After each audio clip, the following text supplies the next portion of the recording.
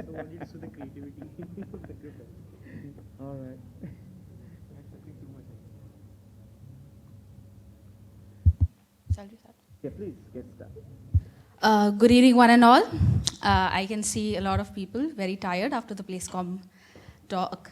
So I'll thank you in advance for your patience. So let me take this opportunity and introduce you to the topic of the evening. The topic is the best a man can get. So a lot of thoughts come into mind, right? Looking at this topic. So we are not discussing all of that, okay? While discussing this topic, we concluded that the word man in this topic would be interpreted as a generic term. So whenever we are talking about the word, we are using the word man, we would refer to humankind, a human individual. So let me course you through the underpinnings of our presentation. What we have done is, we have taken crucial elements, parts of human life, and we will be discussing that, what is the best a man can get in such scenarios. So let me start with the very beginning. When a man enters this world, what is the best thing a man can get? Family. So what are the characteristics of the best family? The first and the obvious thing that comes into the mind is, the family should be loving and caring. Yes, it is obvious, but it is the most important thing, because it is the love that binds a family. For example, you have failed, you're shattered. What a best family would do is gather all the pieces and build you up again. The next most important characteristic is, the best family is a space of free expression. So what I mean by that, it is a space where you can be whatever you want to be without being judged. A space where you have no fear of thinking out loud, and your family would support you no matter what.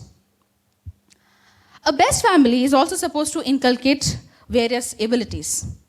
However, the abilities are numerous. We would be discussing only two of them, which we found was very important. The first one being the ability to differentiate between right and wrong. Now here, we need to note that the family should be able to teach an individual how to choose, rather choosing it for him. The second ability would be how to be independent. Now, as a mother bird teaches its young ones to fly, in the same manner, a family, the best family, should teach a person to be independent.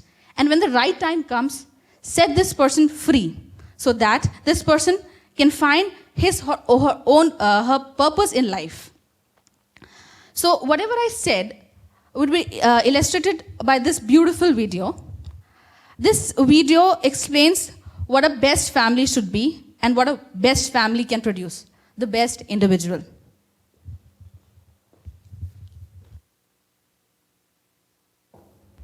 Being a student at the University of Iowa, the topic of same-sex marriage comes up quite frequently in classroom discussions. And the question always comes down to, well, can gays even raise kids? And the question, the conversation gets quiet for a moment, because most people don't really have an answer. And then I raise my hand and say, actually, I was raised by a gay couple, and I'm doing pretty well. I scored in the 99th percentile on the ACT. I'm actually an Eagle Scout. I own and operate my own small business. If I was your son, Mr. Chairman, I believe I'd make you very proud. I'm not really so different from any of your children. My family really isn't so different from yours. After all, your family doesn't derive its sense of worth from being told by the state, you're married, congratulations. No, the sense of family comes from the commitment we make to each other, to work through the hard times so we can enjoy the good ones. It comes from the love that binds us. That's what makes a family. Good evening. Another important facet of what the best a man can get is education. Now, when I say education, I do not mean that technical knowledge that enables us to calculate the area under a curve, or that knowledge, that information that we have so religiously memorized.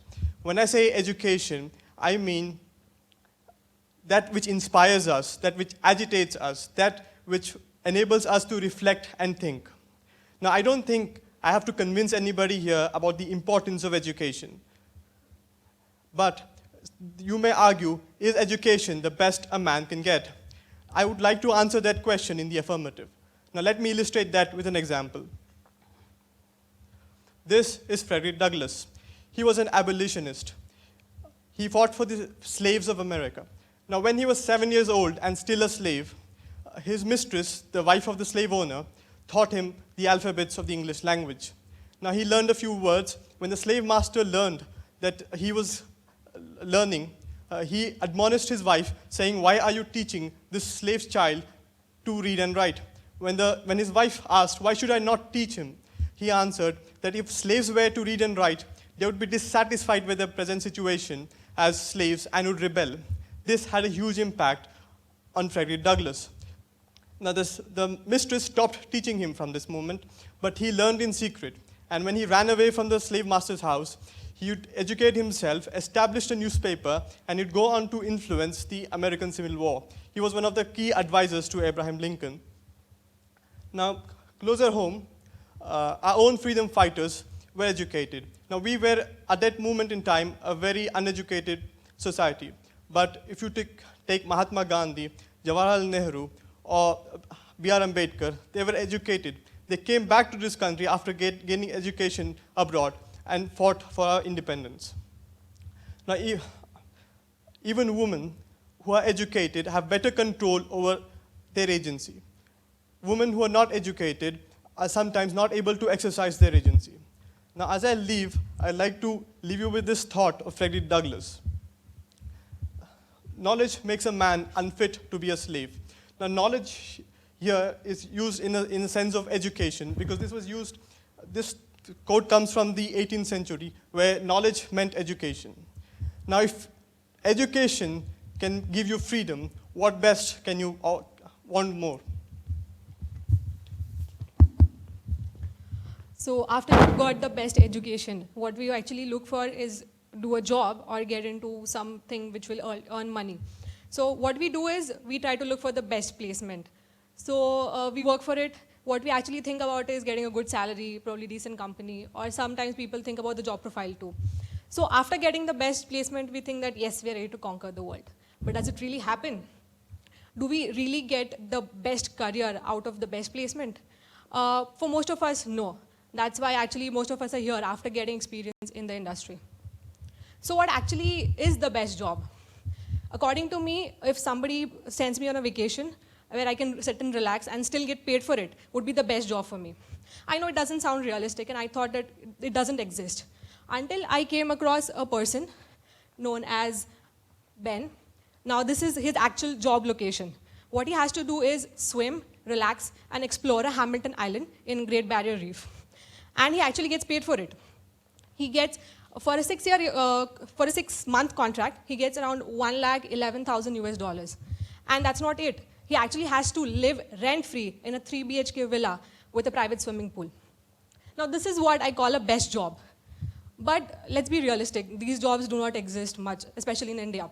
So what is the best job we can get in realistic terms? Actually, Forbes and Business Standards have come up with 10 best jobs of 2015. So these 10 best jobs were done on basis of a survey of 200 professionals from different industries, different backgrounds, and different skill sets. So the factors or the criteria of the survey were the salary, the environmental factors, stress levels, physical labor, and et cetera, et cetera. So if you look at these all require mathematical skills or biology related knowledge. But surprisingly, there is no job related to arts or social sciences. So according to me, this is not the best or top 10 jobs a person can get. So according to me, or according to us actually, we think that whenever you're interested in something, or whenever you're passionate about something, that becomes your best job. And something which is best for me might not be best for you. It all depends on your interest and on your passion.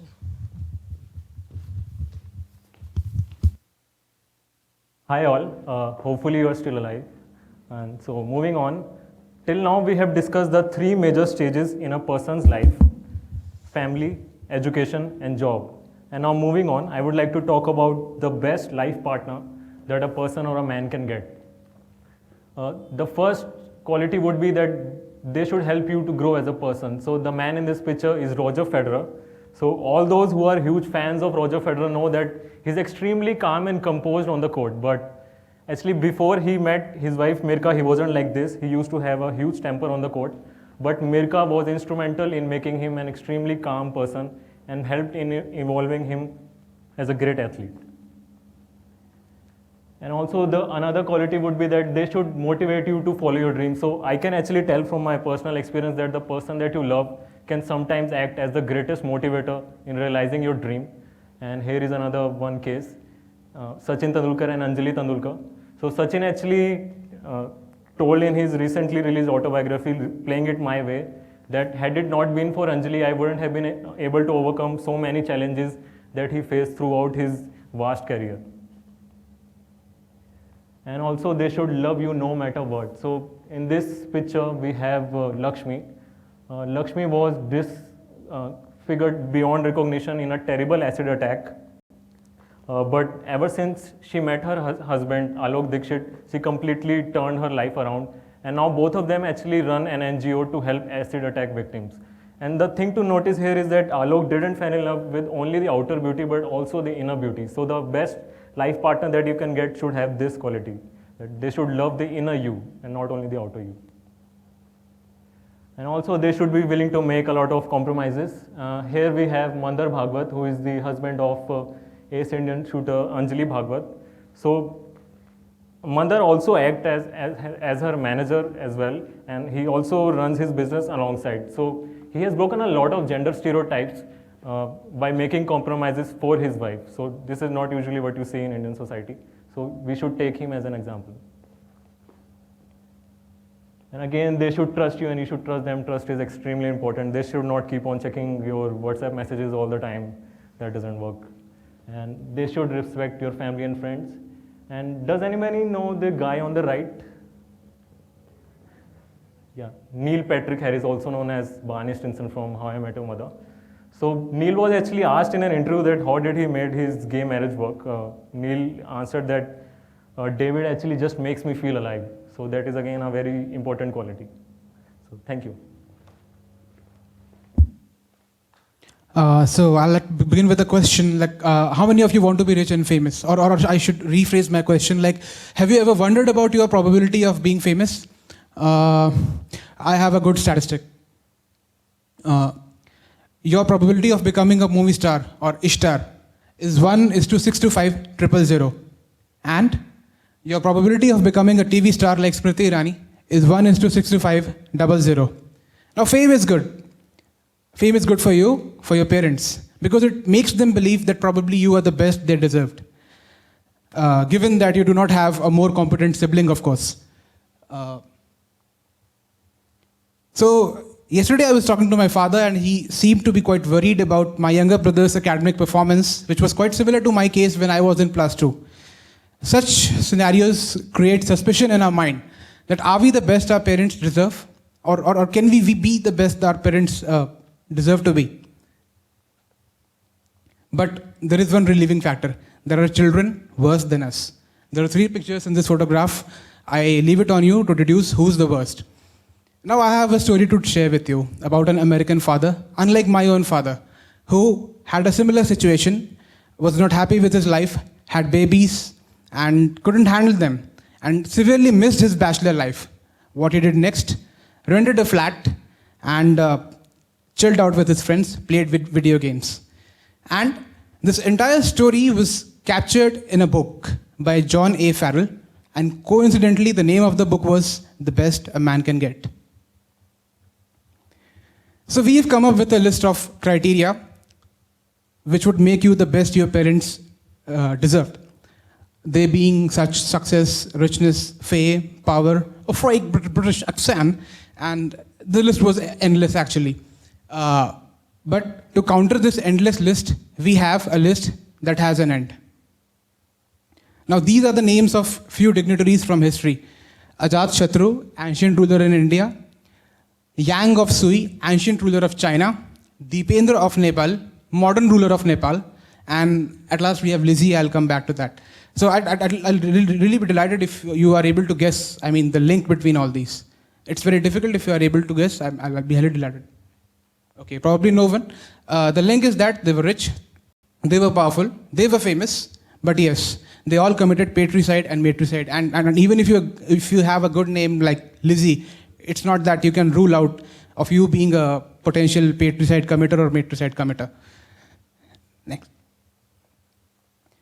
Now, I was very unsuccessful at coming out with a clear-cut criteria of deciding how can a child be the best a parent expects. So I asked my own parents, and they said that I was the best for them because they could see themselves in my face, like these parents.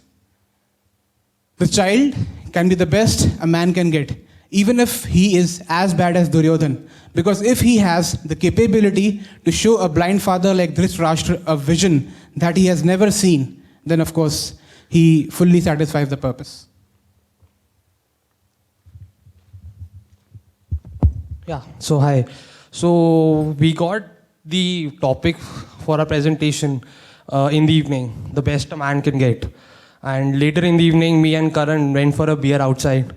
And so we were just casually talking about this topic when he saw this beautiful girl and he said that, okay, I think I can use this topic as a pickup line. So what he expected was this. And what actually happened was, and he was like, okay, so now after my friends have sold you the idea of what is best, I will show you a situation wherein actually having the best might not be the ideal situation for you. So I just want you to see this video.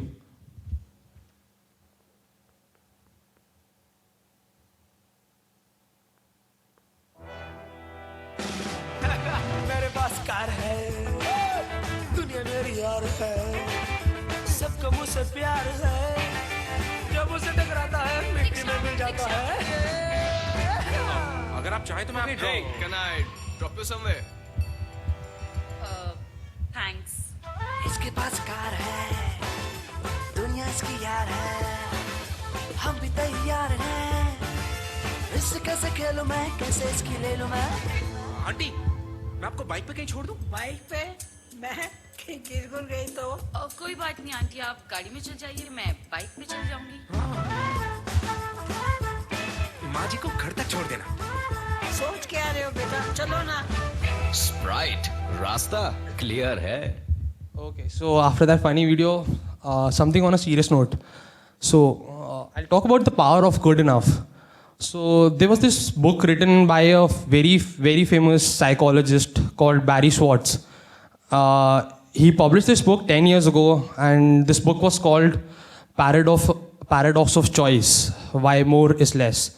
I do not know how many of you have read this book, but this is a very wonderful book. He did an experiment, and he found out what motivates people to go for best and whether actually going for the best is ideal for them or not. And what he found out was that having a lot of choices and then choosing the best and striving, going for the best out of the given choices doesn't necessarily give us more satisfaction. It rather leads to a chaotic situation. It leads to a confused state of mind, which actually leads us to be in a state of mind where we are stressed rather than being more satisfied. And what he said was that we can regret less and be grateful for what is good in life. Next. The best thing I write about this book was this line where he said, the secret of happiness is low expectations.